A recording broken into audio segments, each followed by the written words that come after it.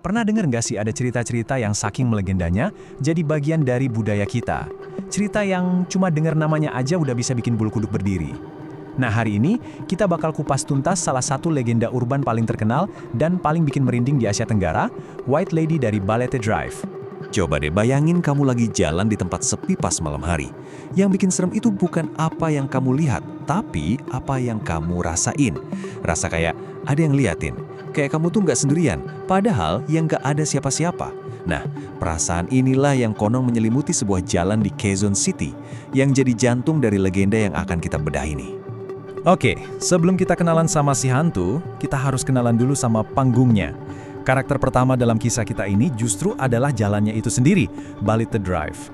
Kalau siang hari sih, Balete Drive ini ya jalanan biasa aja, rame, sibuk, kayak jalanan kota pada umumnya.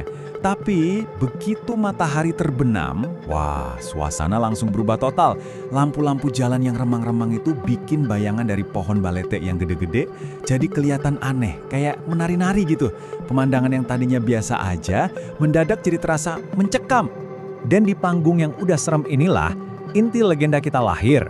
Ini adalah kisah yang paling sering diceritain, yang udah ada sejak tahun 1950-an dan bikin Balete Drive jadi terkenal, yaitu kisah tentang penumpang misterius. Gini ceritanya, bayangin kamu seorang supir taksi, udah larut malam, jalanan sepi, kamu lihat ada perempuan sendirian, pakai baju putih, nunggu di pinggir jalan. Ya pastinya kamu berhenti kan? Dia masuk ke kursi belakang, diam aja. Tapi nggak lama kemudian, kamu ngerasa aneh. Hawa di mobil tiba-tiba jadi dingin banget, dinginnya tuh sampai nusuk ke tulang. Kamu lirik spion niatnya mau nanya AC-nya kedinginan atau enggak, dan pas itulah kamu lihat wajah yang nggak akan pernah bisa kamu lupain.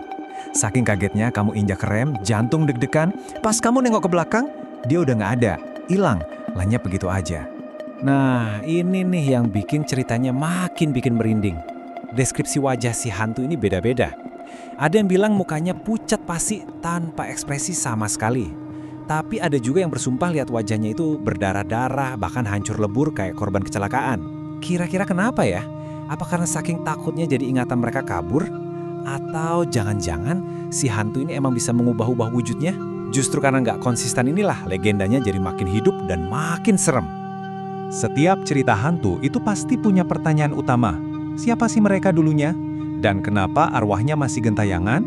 Nah, untuk si White Lady ini, ada beberapa teori yang coba menjelaskan asal-usulnya yang tragis. Ada 3 teori utama, dan semuanya berakar dari tragedi. Pertama, dia disebut-sebut sebagai korban kecelakaan mobil yang tewas di jalan itu.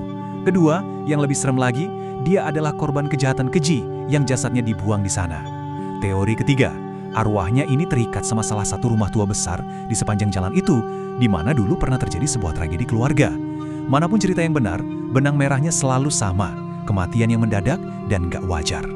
Dan kita nggak bisa ngonongin legenda ini tanpa ngebahas nama jalannya itu sendiri, Pohon Balete. Dalam budaya Filipina, pohon ini bukan sekedar pohon biasa loh.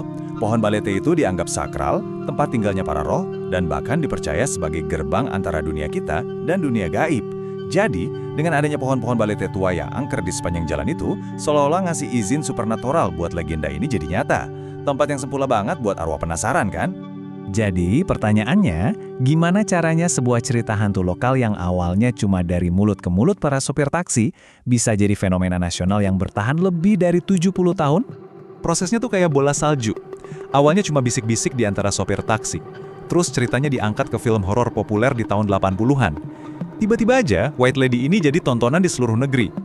Masuk ke era 2000-an, giliran acara-acara TV paranormal yang investigasi ke sana. Nah sekarang, di era internet, legenda ini dapat kehidupan baru.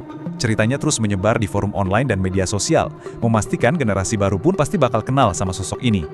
Dan jangan salah, ini bukan cuma cerita jadul. Sampai sekarang, orang-orang masih ngelaporin pengalaman aneh di Balete Drive. Mungkin penampakannya nggak sedramatis dulu, tapi jadi lebih subtle, dan mungkin justru lebih bikin resah. Misalnya tiba-tiba ngerasa hawa dingin pas lagi nyetir sendirian, atau GPS sama ponsel tiba-tiba error nggak jelas, atau yang paling sering, kayak ngelihat sekilas bayangan putih dari sudut mata, seolah-olah kehadirannya itu udah beradaptasi dengan zaman kita. Oke, setelah dengerin semua cerita yang bikin merinding tadi, ayo kita tarik napas dulu sebentar. Kita harus adil juga kan? Mari kita coba lihat dari sisi yang lain. Apakah ada penjelasan yang lebih masuk akal di balik semua ini? Gini, untuk setiap klaim paranormal, seringkali ada penjelasan rasionalnya. Perasaan kayak diawasin, itu bisa jadi cuma kekuatan sugesti. Karena kita udah tahu tempat itu angker, otak kita jadi ikut-ikutan nyari tanda-tanda. Penumpang yang tiba-tiba hilang, bisa jadi karena sopirnya kelelahan setelah kerja semalaman yang bisa memicu halusinasi sesaat. Terus bayangan-bayangan aneh? Ya, di jalan yang gelap dengan banyak pohon rindang, mata kita gampang banget tertipu sama permainan cahaya dan bayangan. Nah, akhirnya kita sampai di pertanyaan pamungkas. Apa Ballet Drive itu beneran dihantui? Atau ini semua cuma contoh sempurna dari sebuah cerita yang begitu kuat, didukung suasana yang pas dan psikologi manusia, yang akhirnya menciptakan legenda yang lebih abadi dari kita semua? Pada akhirnya sih, jawabannya mungkin gak terlalu penting. Yang penting adalah apa yang kamu pilih untuk percaya. Terutama kalau kamu lagi berkendara sendirian di jalanan yang gelap itu.